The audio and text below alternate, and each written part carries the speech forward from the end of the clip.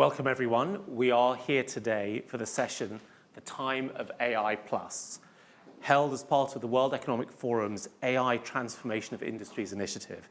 It's a program bringing together more than 400 members from 300 leading AI-adopting organizations across industries to share insights, address barriers, and build new partnerships. Now, artificial intelligence is the technology that will define the coming decades, and applications and services built on AI tools have become the fastest growing products in history, whose growth has been driven by customer demand, both from consumers and businesses, and not by industry push. This tremendous demand has fostered a vibrant ecosystem with competition coming from the builders of the AI technology from across the globe: OpenAI, DeepSeek, Mistral, Anthropic, and many others. And over the past 3 years, generative AI systems have become substantially more capable as measured by the various benchmarks. At the same time, the prices of these systems has come down significantly, almost by 3 orders of magnitude. So capability and cost have both improved substantially. It's a double exponential. And so we sit today, less than 3 years after the ChatGPT moment, where we have a system-level force reshaping industries globally, from manufacturing to energy, logistics to healthcare. AI is transforming value creation, decision-making, and even operations. But for many companies, pilots have demonstrated strong potential, but scaling AI across complex organizations has proved more challenging. It's an opportunity as well. Different regions are taking different paths to scale AI, and China stands out with its adaptive policy, large number of use cases, and that coordinated innovation ecosystem that integrates state enablement with market-driven factors. Our session this morning brings together global and regional leaders to discuss how AI moves from experimentation to that scaled transformation, and it examines the enablers of responsible, resilient, and enterprise-scale AI. My name is Azim Azhar. I'm the founder of Exponential View. It's the world's leading AI newsletter, and I'm an early-stage investor in artificial intelligence companies. Joining me today to discuss these issues are Peter Kurter, the member of the Managing Board and the Chief Technology Officer, Chief Strategy Officer of Siemens AG, Gong Yingying, the founder and chairlady of Yidu Tech in healthcare, Dr. Zhu Min, member of the Senior Expert Advisory Committee, the China Center for International Economic Exchange, and Kenny Lam, the Chief Executive Officer, Asia Pacific of 2 Sigma Investments. Thank you, everyone. Let's start by discussing the question of going from pilot to scale and understand where AI has successfully moved from those early tests through to scale deployments in your organizations. And perhaps starting with you, Dr. Zhu, what have you seen in China's public services where AI has been scaled with real and meaningful results? Well, first of all, thanks for the invitation. It's nice to be back to this podium. I think, as for your opening remark, I think that AI indeed from AR move into AR plus, right? I mean, AR means AI belong to computing science. The AI plus means AR is technology for everyone. So I think this is a very, very big change. If you're looking for the research paper published in the past few years, you will see at the beginning, the research paper increased like that. The curve is very steep, but very much focused on the model, transformer model, deep learning, enforcement learning, all those things. But in the past 18 months, you see it's spread the whole area. Everything, manufacturing, pharmaceutical, research, air for science, service, to C to B. This is really a fundamental change. I think this is the most exciting thing. So that's the AR plus time is really timing. And within the public sector, yes. Within the public sector, it also changes quite a bit. And application is the most important thing, right? You will see now the public sector use more AR as a very fundamental instrument. It's like we move from IT to AI-driven the information sectors. I think this is very important change. Number one. Number two, and China issued a new policy for the data policy.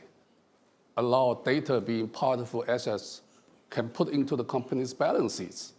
This is absolutely amazing. So public sector play a very important role to gather data and provide data for free for company to use. China is, by the way, is the largest data country in the world today, more than the United States. I think the public sector serves a source of provided data for all the private sector, public sector. I think this is a very important issue.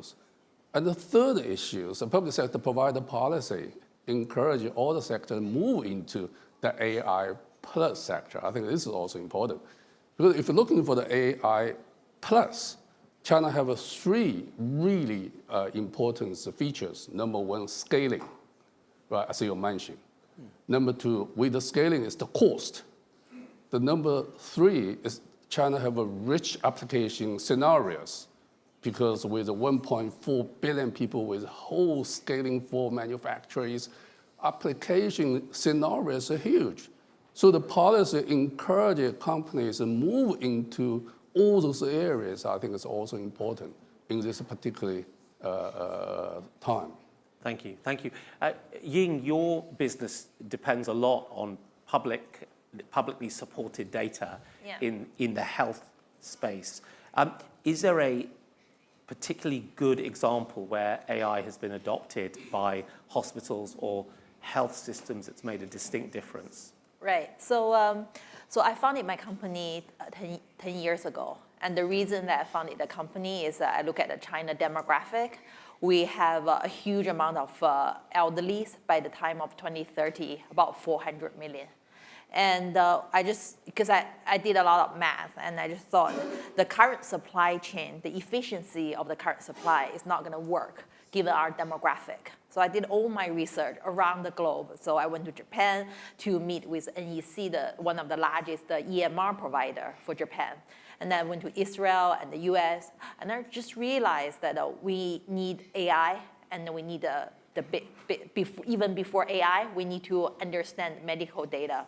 So our company, Edu, we actually use 10 years just to understand medical big data and process them and make them computable. So by now, we've already processed. We help our clients like the hospitals and the regulators and the pharma, insurance. We already help them process about 6 billion medical records. And that's a huge amount of resources that AI can tap into to develop their skill sets.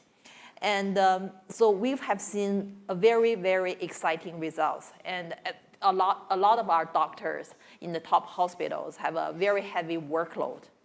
Very often you see them seeing 30 to 100 patients a day.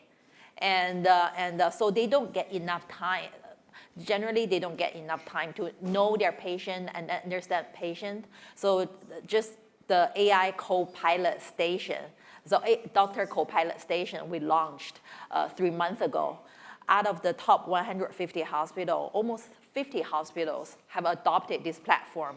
Right. And the most popular use cases, things like preclinical information gathering. So the AI will be, so the patient will be talking to the AI before meeting their doctor, and that's for the relevant, to gather the relevant information.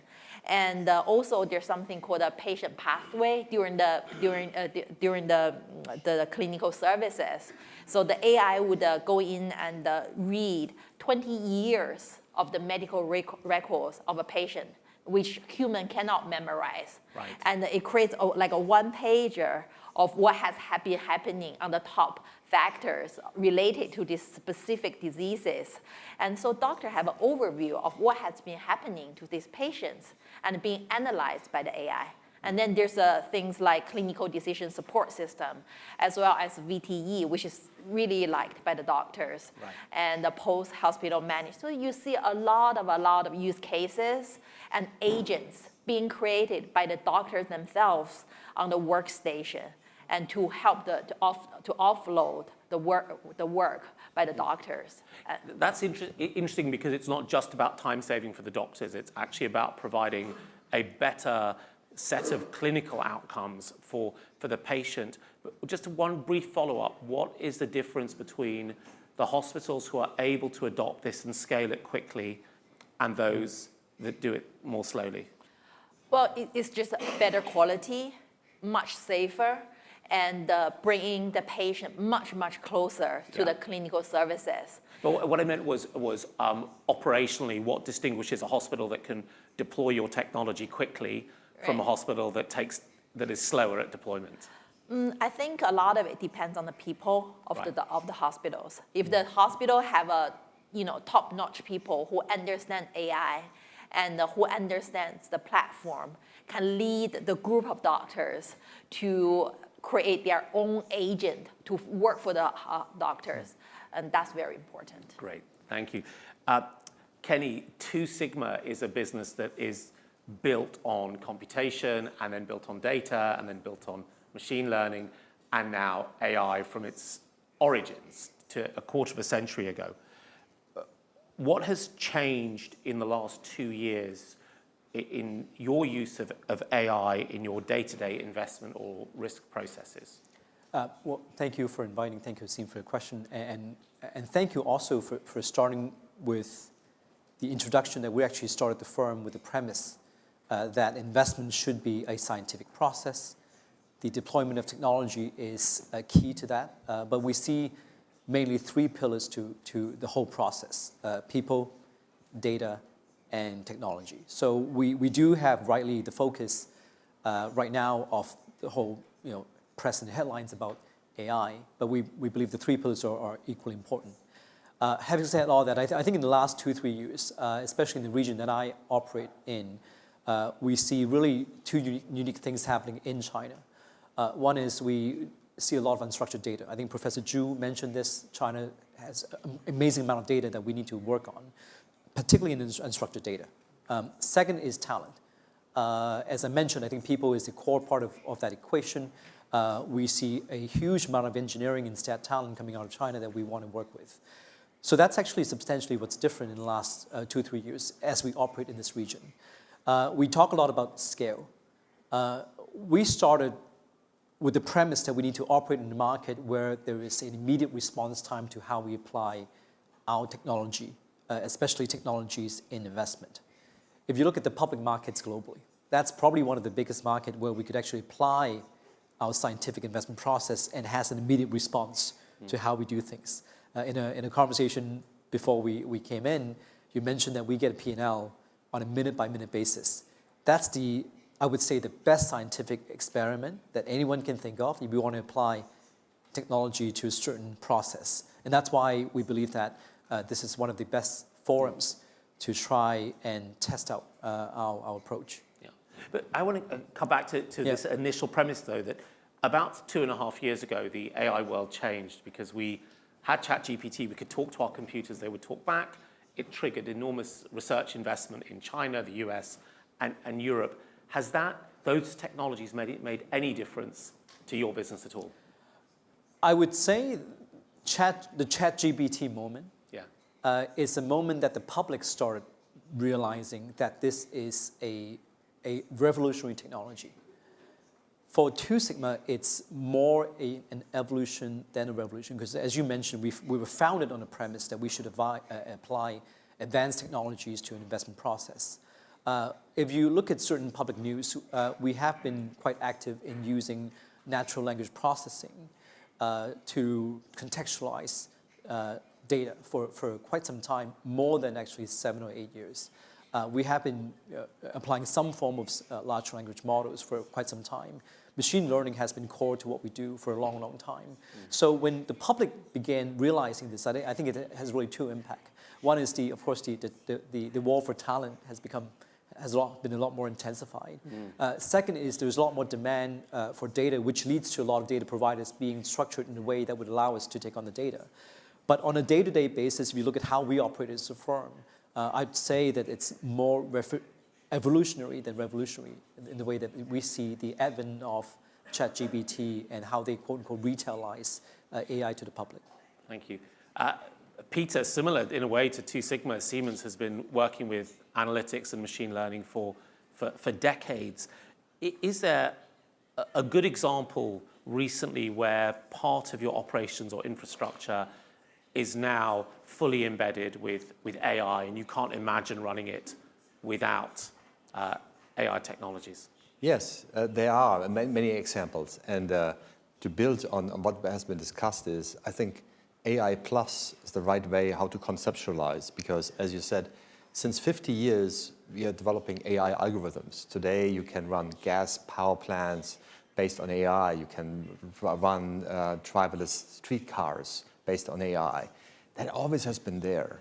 The difference that we see is the explosion of data. Because what we see is, in the meanwhile, there's 17 billion smart devices in industry, so twice as many people on this planet that all send data nonstop. So we see a vast explosion of data everywhere, and the question is, how can you make sense out of this massive amount of data? And so we have put this to use for us internally at Siemens, and as you said, the traditional conversation about Gen AI nowadays is, oh yeah, we're using Gen AI, and then you ask, well, what do you do? And then they would say, well, you know what, we got 100, 200, 300 POCs, proof of concepts. We do too. We have 320 different POCs today throughout the entire Siemens, running through every process you can imagine, from customer service to finance to HR, scanning applications to legal scanning, tender documents, all of that's there. But you always wonder, where is this killer application? Where is the one that really makes the difference? If you ask me today where that is, it's actually in software development. And the reason being is because we talk about large language models. In other words, you talk language and think about computer programming language. Of course, this is what we all found out, that actually it really is good at programming. So we see that and we deploy it at scale. We got more than 24,000 software developers. And so there we use it. And we get about a productivity 20 to 30%. And so that is a demonstrated at scale element that is at us, Siemens. What we're looking now for is how we can enable our customers, the 33 different industries that we serve, from steel, cement, buildings, automotive, batteries, how can we help them to scale? And this is where we find that AI is particularly helpful is there's a large amount of data and there's a specific need, a huge need that otherwise it cannot be solved and served. And one of these is what we call the industrial co-pilot, that similar like in healthcare, is there it's a co-worker that actually works with you in setting up machines, in programming machines, and really saving significant cost. We see cost reductions of 30 to 40% on that element. And so that's starting now to scale. So it's about 200 customers already worldwide that are using it, really ramps up now in China, because what we see is we have a population, an aging population, that actually gets out of the workforce. With that, a lot of knowledge gets lost. And the only way how to capture that is the AI. So what if we can capture all that knowledge, we put it into the AI, and then it actually helps you, and it lowers the barrier for you in terms of being a trained technician. And these are the things that we're looking for AI that can solve a necessity, a real need, where that is happening, and that's really been deployed very, very quickly. Yeah, it's very interesting that you draw out this idea of the necessity rather than the nice to have. Dr. Yeah, I just want to follow up the Peter says. You mentioned the software development is the key in the future. I absolutely agree with you. I think that's the big wave is coming now. I can see that. You just mentioned ChatGPT moments. It's aha moments. We have a very powerful instruments, a big toy.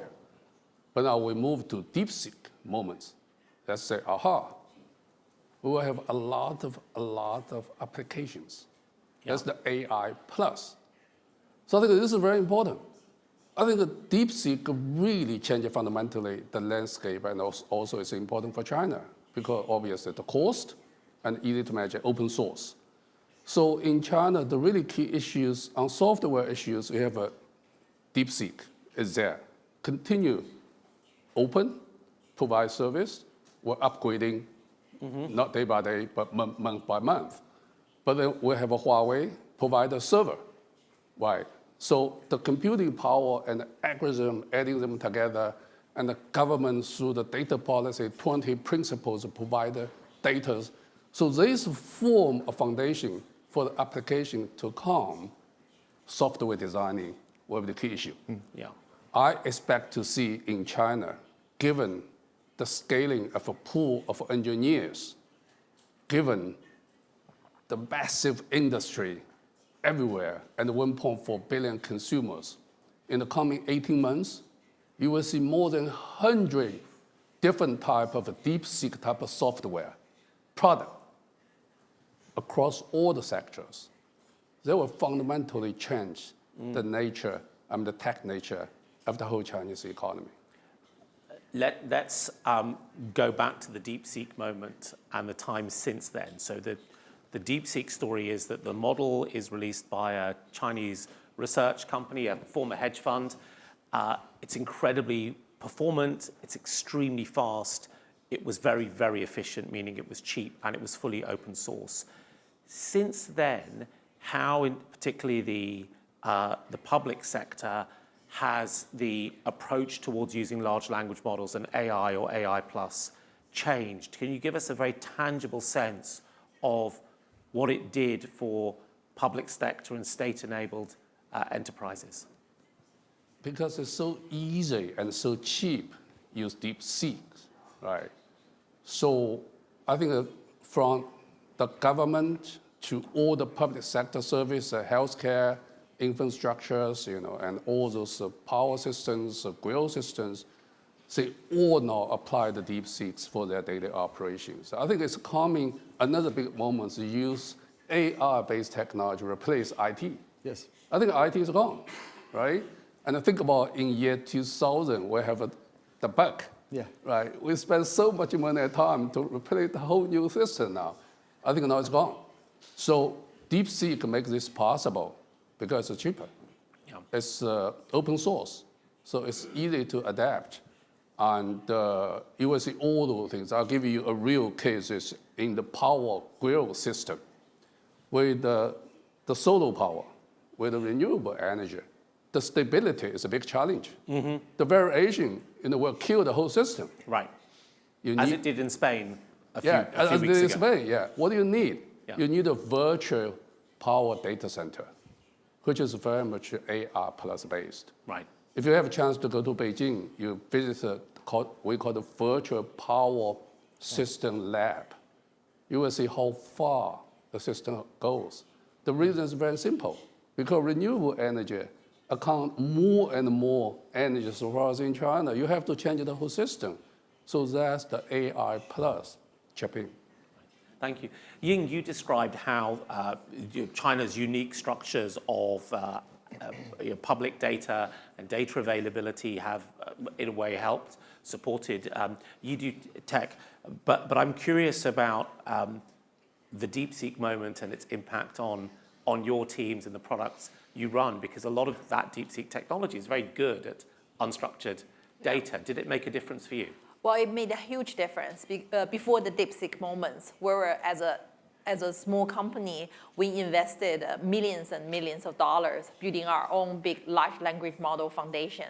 Right. And so I remember it was around Chinese New Year, yes, and right. We've got the DeepSeek moment, and all the engineers got so excited because it was open source, and we can learn the basic of DeepSeek. It encouraged all the engineers across the sector to improve on top of DeepSeek and build our own large language model, and then we can we save so much money using DeepSeek than building it on our own.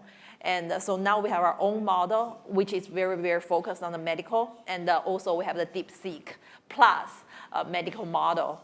And then most of our engineers are much, much more focused on use cases and applications rather than developing everything from the ground. Right, that's the benefit of the open source. You can fine-tune it. You operate across the region. So what are the differences, the different factors, regulatory, cultural, or infrastructure readiness that change the way you have to operate as you scale AI projects? Yeah, so we operate in 5 different countries, and all of them have different regulations and also their setups on the AI infrastructure. So that we operate very differently. We try to be as localized as possible. And but founded in China, China has the advantage of being a homogeneous market. So if our data infrastructure is sitting in Beijing, we can apply the same one across the region, like Tianjin, Chongqing, and Shenzhen. So that's very advantage for an AI company like us. Yeah. And Kenny, how about you? What are the differences you're seeing between serving both customers or addressing markets in different parts of the region? Well, before I go, I want to address the question about DeepSeek. Yeah. Because you mentioned that the DeepSeek founder actually came from a local hedge fund, of course, yeah. Actually, a local quant fund. Yeah. And I remember you mentioned Chinese New Year. It was I think the third or fourth day of Davos. Exactly. When DeepSeek dropped, and the whole conversation basically on the entire Davos changed overnight. So there was indeed a DeepSeek moment. And for us as a US hedge fund and quant fund, when we look at the region, most of our peers are looking at generating IP from one single location, believing that it could apply to the world.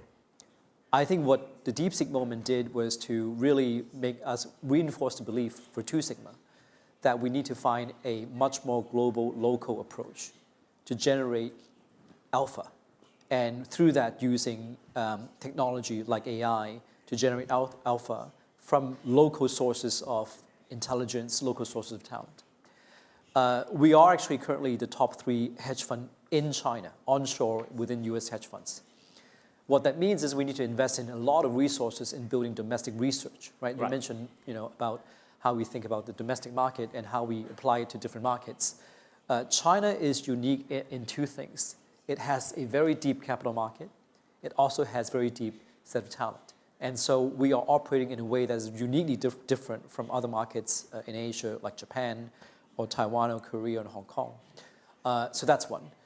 Second is you mentioned about regulation. It does carry a homogeneous market, but a different set of regulations. So we have a full set of team that would need to basically deal with a large market like this that is hugely different from how we operate in Hong Kong, Korea, Taiwan, and Japan. Which makes it difficult at times to, but also if you look at how big the market is in China, I think is well worth the investment. Well, and on that point, Peter, Siemens is a fully global firm. You've got these diverging regulatory regimes, the EU's AI Act, maybe it's there, maybe it's not, changes in US sectoral guidance and the Chinese environment as well. Just thinking about advice for listeners, what is the concrete governance mechanism, whether it is model cards or local fine-tuning, that serves as the lowest friction bridge for cross-border AI services? Yeah, generally speaking, on regulation, is regulate only where that is necessary. Otherwise, you're going to restrain the speed of innovation. And what we've seen is that, in particular, in this case that we talk about, which is industrial AI, we talk about machine data. Machine data is very different to, of course, personalized data, like in healthcare. Why? Because there's no biases. And the other difference is because you are working between companies that have legal contracts and that there's a clear established rule they deliver services against a certain level of quality.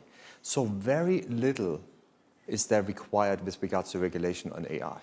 Mm-hmm. And that for regulators, it's very important to understand of where you actually create harm and where you actually protect, of course, the participants in the market.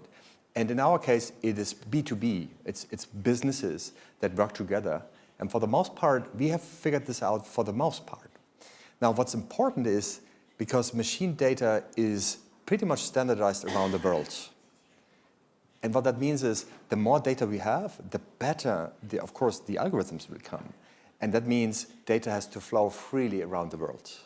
So when we talk about China, when we talk about Europe, talk about the United States, it's not helpful if we start to create data silos and say, this is just Europe, this is just China, this is just the United States.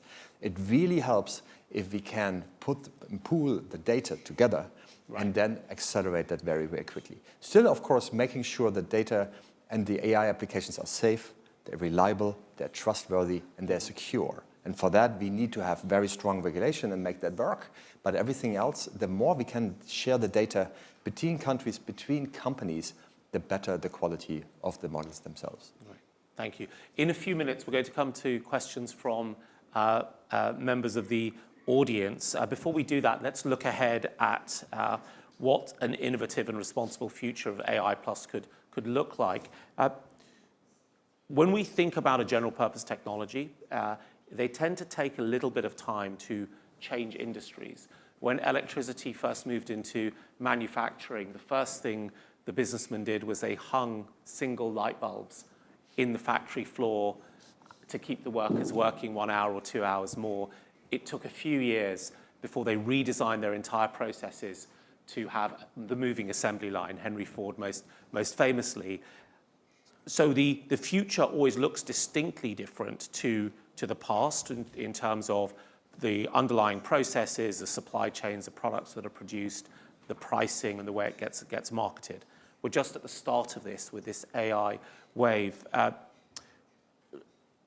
Dr. Ju, what do you think the guidance should be for businesses and entrepreneurs in China to think about what that next looks like to avoid just hanging the AI light bulb in the factory?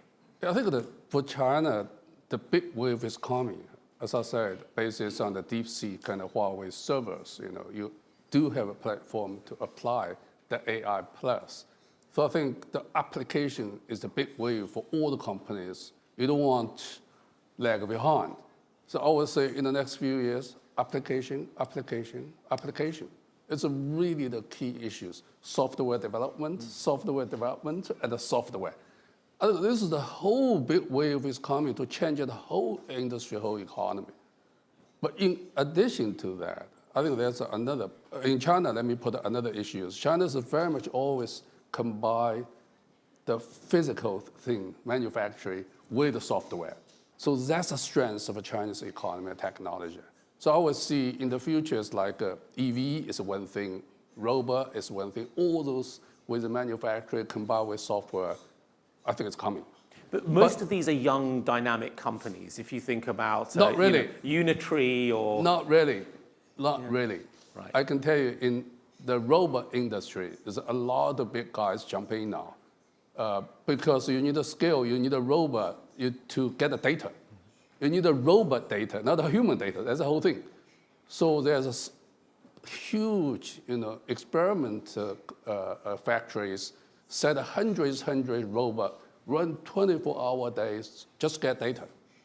So I think those things come. But if we're looking for the future, I would like to emphasize one thing. There's an AI for science.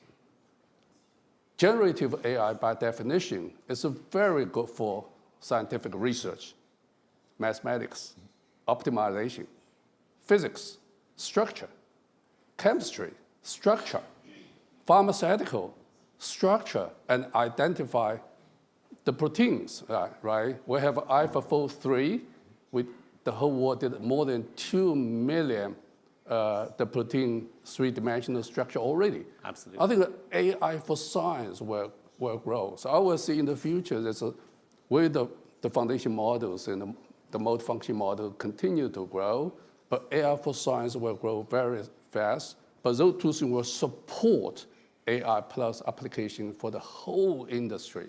So if we meet again in 5 years' time in this place, I would say, aha, the world is very different. The world in 5 years. Ying, you described how your teams are using both specific models and more general models. There is this balance between the capabilities of what the frontier models can do generally and what domain-specific small box models can do. Thinking about what an architecture looks like, what is that collaborative architecture for the federated structure that is the best balance between a capable general model and highly specific smaller models? Yes, so we are trying to be open-minded on the final, because we think we're still at the early days of this AI developments. Right. And to us and to our, we try to have a very open culture that is extremely focused on creating values in the final use cases, And then we try to optimize the structure based on data security and the actual use cases, as well as the operational efficiency between the small models and the general models. Right. But thinking about that managerial process, what are the new things that you as an organization have learned to do to make those trade-offs and make those decisions that you didn't know 4 or 5 years ago? Like, what have you learned about in the art of managing this new environment? Is you actually have AI agents that actually work with your employee. So I would say that now 20% of our workforce is AI, and that I would expect that to increase significantly. So our guys have to be able to work with our AI agents in the office and be super adaptive to this new work environment, and be extremely focused on final use cases. So adaptive culture, Right. that you are not actually working with a human. Yeah. And Kenny, as Two Sigma is already 2 decades into this journey, so in some sense you're 15 or 18 years ahead of most people listening. Talking from that position of the future, what do you look back? What is the difference in the way Two Sigma operates as an AI native firm to the way that other firms in your industry who are not AI native operate? And so what do they need to do? I really like the theme of this conversation, which is how do you apply AI in a practical sense on a day-to-day basis. So I started by sharing that we are a firm that is focused on the scientific process. The core to the scientific process is iterative, meaning that we tend to want to find a way to be applying AI in a micro sense, but applying it in such a deep way where we get feedback and we can iterate constantly. And that's how we want to operate, and how we've been operating. You also mentioned about decentralization and centralization. The parts of the investment process, if you look at it, it's basically data, coding, alpha generation, and trading. All of that could be then break into small parts where you can generate new ideas through applying advanced technologies, including AI, on all of that. And so you also mentioned we're a quarter century old. We want to see us as a startup, that we are still aiming to evolve and revolutionize actually each step of the process through using AI. And that's how we're looking at it. Thank you. After this question, which I'll put to Peter, we'll go to audience questions. Peter, for you, as a member of the managing board of a very large and august company, I want you to play a game. If you could allocate 1/3 of next year's IT budget to a single AI moonshot that would deliver within 3 years, where would you deploy it? And are there any technical breakthroughs that you would need to make that happen? Absolutely. DeepSeek. So actually, what Dr. Zhu is saying is exactly that. It is, generally speaking, technology. The advancement is, as it matures, it becomes cheaper, it becomes easier, and becomes smaller. Think about DeepSeek. That's exactly what happened. It's faster, it's cheaper, and it's much, much smaller. With that, we can apply it ubiquitously across any use case that you would like to have. Now, in industry, what's interesting is we talk about, generally speaking, about large language models. Now, industry doesn't speak language. We talk about voltages, we talk about temperatures, we talk about coordinates. And so therefore, you need to have vertical specific models. And so 1/3 of my R&D money goes actually into what we call an industrial foundation model. And that industrial foundation model speaks industrial data. Yep. So therefore, we can bring it exactly as we discussed, combining the real and the digital world, hardware and software, making the hardware more efficient, more sustainable, more competitive by making it more intelligent. We believe that we can put AI literally on every single device that we're shipping in the future. Why? Because it becomes smaller and becomes easier and cheaper to use. So literally in 3 to 5 years, all the products we at Siemens are going to ship will be some way AI empowered. I did promise the audience questions. I want to ask you one follow-up though. So in that world where you have AI on edge devices, yes, we will talk about moving from a world with 7.5, 8 billion agents, humans, capable of making decisions to potentially tens of billions of systems capable of making decisions based on their local environment, which creates a huge opportunity for how you manage those and how you keep them updated, how you test them, how you keep them safe. So what is your best guess of what that looks like? Yeah, absolutely. Up to something which is, how do you orchestrate? How do you put this all together and put it to use once we talk about agents? So we put really separate, specialized AI applications, and then we orchestrate that. We were talking about robotics, and this is exactly what we do. We develop for engineers canvases where you can put all the different AI applications together, put them into what we call a digital thread, from all the way from product concept all the way to manufacturing to service, and then they become very, very seamless. But you need to have an orchestrator, somebody who brings this all together. And we believe at Siemens that's exactly what we can do, because we work both in R&D and really in engineering side, but also in production, and then later on in, of course, the service and maintenance. Thank you. Well, I think what we'll do is we'll turn to questions from the audience. If we have any, I think there will be mics going around. Please just raise your hand. Yep, there's somebody behind me, I can tell. Thank you. Thank you. 我是来自华夏时报的记者，想对著名委员提问。那 AI 对未来的就业和劳动力市场的影响，其实是一直备受关注的。那从宏观经济的角度，您认为 AI 如何改变就业结构？哪些行业的岗位会被大量替代？又会催生出哪些新兴的职业呢？谢谢您。Well, this is a question in Chinese, so allow me to speak in Chinese, since I do speak in Chinese. Yes, please do. 这个问题提得很好。我觉得人工智能取代就业，我们要具体看。我前阵去了小米的流水线，小米的流水线，全流水线只有2000个工人，三班倒，几乎没有人。那么，是不是流水线的工人都会失业呢？但是你去看小米的就业结构，40%的员工是研究人员，所以小米的总人数是增加的，它的就业结构发生了变化。它流水线的工人少了，它研究的人员大量增加。我就举这个例子来说，未来的就业结构会发生根本的变化。就一线的简单重复劳动的工作都会被替代，因为机器一定做得比你好。像这个流水线，小米现在2000个工人生产35万辆车一年，人均170辆一年，是全球最好水平。所以这个劳动生产率还是很高的。那是因为40%的研究人员全自动的流水线，而更多的是走向研发研究各种各样的。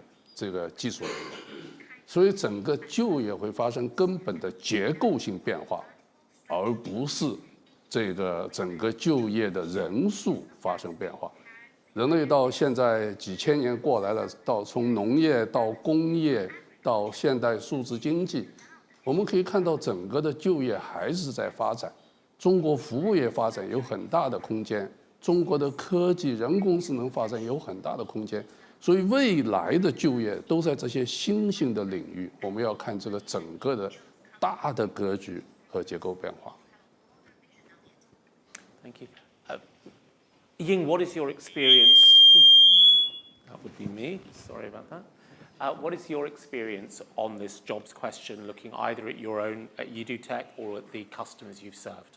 Yes, so just on because our demographic problem is a real problem, and a lot of our doctors in the hospitals have a super heavy workload. So we don't have a problem of reduction on the workforce, so-called work, because there's enough work, enough research to do for everybody. But we do see a huge amount of efficiency and quality increase so far by now. And I would expect this trend to last for at least 3 to 5 years, rather than just because originally I think the workload was too high. Right, thank you. What happens after 3 to 5 years? I would imagine when the data from the machine, the wearables, would come in, the workload would be jumping up again. Right, yeah. thank you. Let's go around for another question from an audience member. I think there's somebody over there. Oh, yeah. Thank you very much. When you look at opinions around how AI is transforming things, especially frontier models, there seems to be a spectrum of opinions, whereas at one end, people seem to be thinking this is just another general purpose technology, going back to your example of electricity. At the other end, you have proponents saying this is a categorically different type of technology to anything we have experienced before. And I'm interested with the panel here as to how you're approaching this. Should we just be thinking in terms of another general purpose technology that we develop and use as we have with other previous ones, or should we be thinking in very different ways about AI? Yeah. Okay, Kenny, I'm going to ask you to quickly give a view on that. It's quite interesting because there's a sort of a risk question embedded in it. You know, if it's a general purpose technology, it lies in the normal distribution. If it's something distinctly different, it's a tail risk. Yeah. That's your business in a way. So how do you think about it? I think it's hard to say it's either or. To us, it's somewhere in between. And I think you started introducing us as a firm that's been premised on new technologies for 25 years. And that's why the reason why I answer it's somewhere in between is I agree with you. It's still early stage, and we're still applying it to the process that we mentioned. It's hard to say, but we are actively applying it in a way that is different from before, and therefore it could tip to the other end quite quickly. But that's how we're receiving it. Yeah. Thank you. Yeah, if I may, I think this is a fantastic question, but I tend to say it's a different technology. I think up to this point, all the technology is sort of extend the human muscle, make human more powerful, machine, right? And also those things, and the human can go far beyond our own strengths. But AI is extension for human brain, the way of thinking, make the combined human and AI, the machine world, more powerful in way of thinking and make the world more effective and more beautiful. Thank you. We have time for one last brief question with a brief response. There's a lady here. Thank you. I'm from CNBC. Actually, 2 quick questions, just one for Mr. Zhu and one for Mr. Corte. On Mr. Zhu, just back to jobs, we've had a lot of executives talking about how half of white-collar employees might lose their jobs very soon.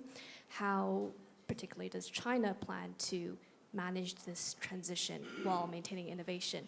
And then for Mr. Corte, Huawei and a lot of Chinese companies have also been integrating AI into lots of heavy industry. Do you see that as a significant competition, or how do you plan to evolve as a business? Thank you. Great. Well, brief answers on those would be great. Yeah. On the job market, I think the training is the most important thing. As Ying just mentioned, 1/3 of his staff today use AR, right? It's become the daily routine. So I think that in the future, everyone have to learn how to use AR in your daily life. I think this is the most important thing, even you are not AI expertise. So the retraining is become more important. China developed a lot of training school now in those days, and provide basic AI training and AI technology trainings for the young generation. Even you go to the assembly line, you need to know AI. I think this is the most important here. And also in the university, there's an enhanced the course structures put together on the physics, science, AIs with all the literatures, even physics all together, try to make the future human beings more broadly education to deal with this new situation here. Very good question, and indeed it is like that. A lot of Chinese providers of technology are now embedding, of course, in particular DeepSeek, smaller large language models. at a rapid pace. And that's exactly what we do at Siemens as well. So the way we work about this and think about this is actually develop products specifically first for China. So we just launched 18 products, of which 16 were developed here locally in China. Most of them going to be combined between hardware, software, where we embed AI into it.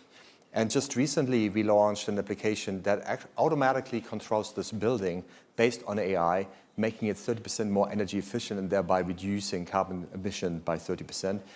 And we are very happy that actually with the Minds program by the World Economic Forum, which got us just into that program, because we can demonstrate the scale and speed of AI is really contributing to a better society. Wow, 16 out of 18 Yes. in China? Yes. Gosh. Locally developed. Yeah, locally at developed. rapid pace, 9 months. Wow, wow. Well, Chinese speed. China speed. Yeah, Chinese Yes. speed. That's very telling.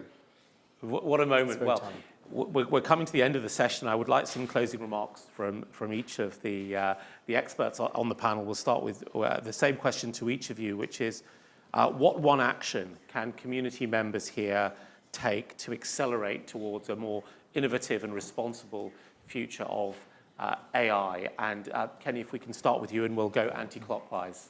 I think we started with the idea that it's a learning process. There's a lot of talk about AI being, now with the headlines being quote unquote scary.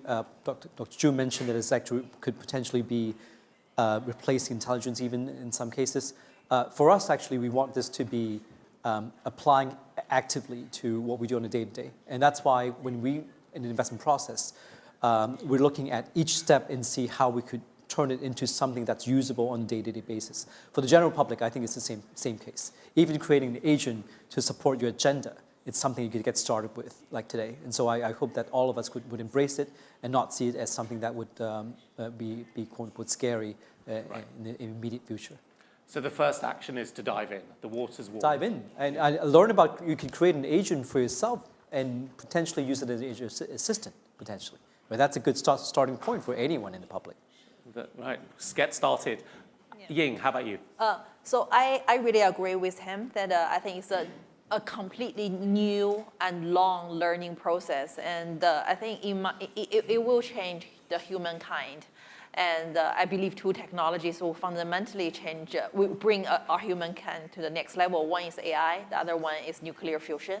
Yeah. So I think that we're entering exciting stage. So but if I can bring you back though to a really specific action, we've got the one about getting started from Kenny. What would you recommend, maybe from a corporate strategy perspective, a leadership perspective, that an action community members can take to accelerate towards that future? I think individual and community and everybody would have to have an open heart and just keep learning, because it's new journey and there's lots of unknowns. And when everything are created together and there's a chemical reaction between the individuals, locals, and communities and countries, we're going to see a lot of changes and learning. Thank you. Peter, your one recommendation. You'll notice you can't use the previous recommendations. No, actually, building on each other here. Thank you, Azim. This is exactly nicely building on top of it. I think we have to recognize AI is technology. But technology to become real is about the transformation that we have to have. And that is all on us as we sit in this room. It's about the leadership moment where you have to transform the organization. It's about 20% is technology, and about 80% is the transformational aspects. What I mean by that is data silos. You have to break down data silos. You have to think about how people work together across different departments. You have to think about how do you level up the skills and that everybody understands it. You have to change the mindset from, is this actually something that is replacing me, as opposed to this is something that is helping me. So there's a lot that we have to do to transform individual organizations, be it in the governmental, be it in the private sector, it really doesn't matter. And so therefore you have to have people falling in love with the solution, of course, that is taking place here. And that is a leadership moment. And just a brief follow-up on that, though.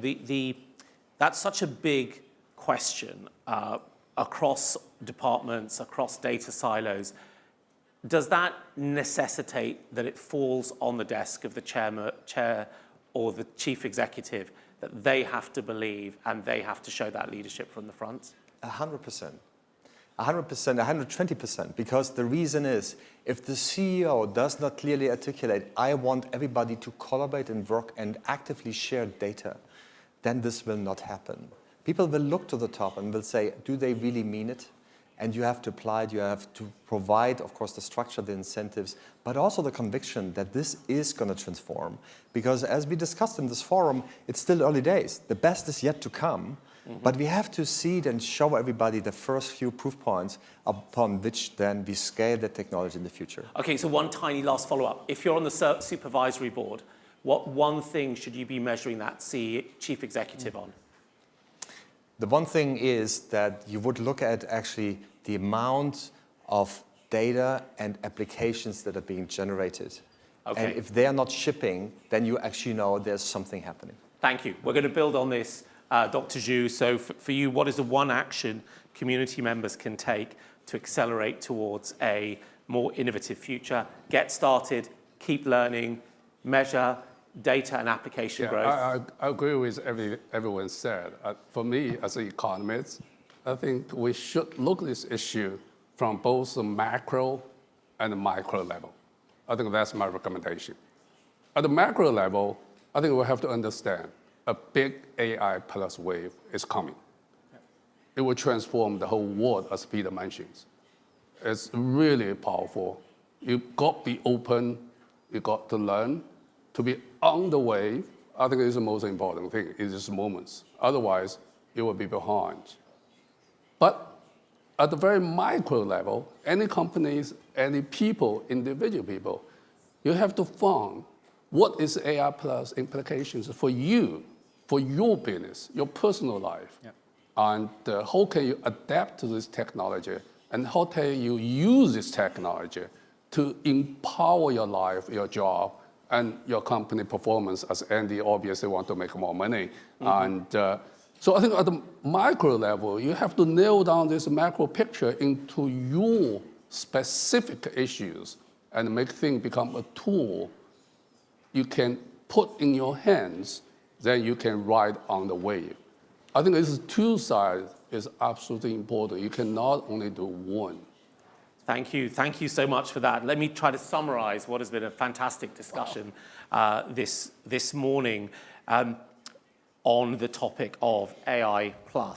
I think we have some agreement that we're at the start of a very, very important wave, that China finds itself with some unique advantages across data and across state enablement, but also the arrival of a new stack. Dr. Zhu, you talked about the Huawei AI chips, and of course we all know about DeepSeek, and many of us around the room have taken advantage of that as a technology. Within those early stages, a few things stood out for me. One, Peter, you reminded us consistently of the importance of data, and that data is more than the sum of its parts. If you can break down the silos. Kenny, you've reminded us that you could be doing this for 25 years and you're still just getting started. The notion of learning, continuing to learn, Ying, you made that point very clear, which Dr. Zhu also reinforced. And I would add the final message, which I think you brought across very, very well, Dr. Zhu, was that it's not just about the macro, it's not just about the CEO, it is also about everyone individually getting started, not feeling afraid, feeling enabled by this technology and this coming wave. So with all of that, there's more to come. Thank you very much. Okay,